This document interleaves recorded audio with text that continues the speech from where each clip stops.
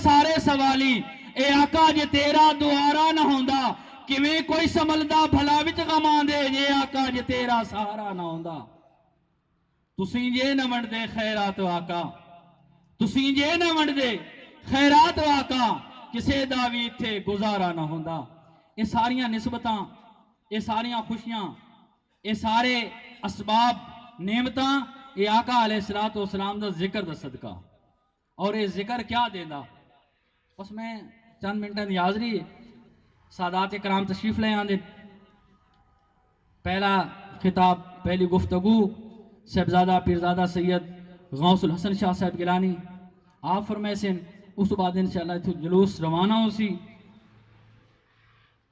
حضرت علامہ حافظ ظہور صاحب دی مسجد اندر پیر طریقت راہبر شریعت فخر سادات پیر سید محمد عطا اللہ شاہ صاحب گیلانی آپ گفتگو فرمائے سن اور انشاءاللہ دربار فیض عالم گنیال شریف تھے پیرزادہ سید علامہ پروفیسر مختار حسین شاہ صاحب گیلانی آپ خطاب فرمائے سن تمام دوست ذوق تے محبت نال یار شرکت کرسو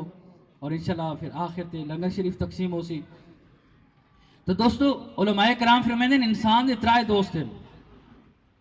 انسان دے ترائے قسم دے دوست ہیں پہلا دوست جس وقت انسان دا روح اور جسم آپسی جدا ہونے دے ایک دوست ختم ہو گیا وہ لوٹ آنا وہ تیرے نال تعلق ختم کر لینا وہ کیا ہے وہ تیرا مال و دولت ہے تیری جائیداد ہے جس وقت انسان دی روح پرواز ہوندی ہے کروڑہ روپیہ بینک بیلنس پیا جائیدادان محلن سارے ختم تیرے نال رشتہ ٹوٹ گیا دوسرا دوست تیرا رشتے والدین دا رشتہ ہے دوست احباب دا رشتہ ہے بہن برا دا رشتہ ہے پڑوسیاں دا رشتہ ہے جس وقت اور یہ رشتہ کس تک نبھینا اپنا ساتھ قبر دی دہلیز تک قبر دے کنارے تک جس وقت قبر دے اندر تو چلے میں نا یہ سارے رشتے واپس لوٹ کے آوے دیں یہ سارے دوست واپس آوے دیں دو دوستاں دا تعلق ختم ہو گیا تیسرا دوست جو تیرا ہے وہ تیرے نال قبر دے اندر وڑنا اور وہ دوست کیا ہے وہ اچھے اور برے اعمال ہے اگر اچھے عمل کر سے تو اعمال اچھے دوست کی صورت دے اندر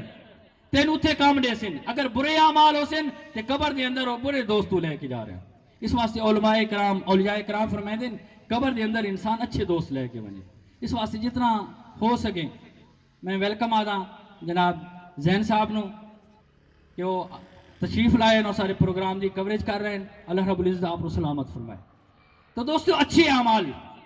حضرت شیخ المشائخ حضرت شبلی رحمت اللہ علیہ فرمائے دیں میرے پڑوس کے اندر ایک شخص فوت ہو گیا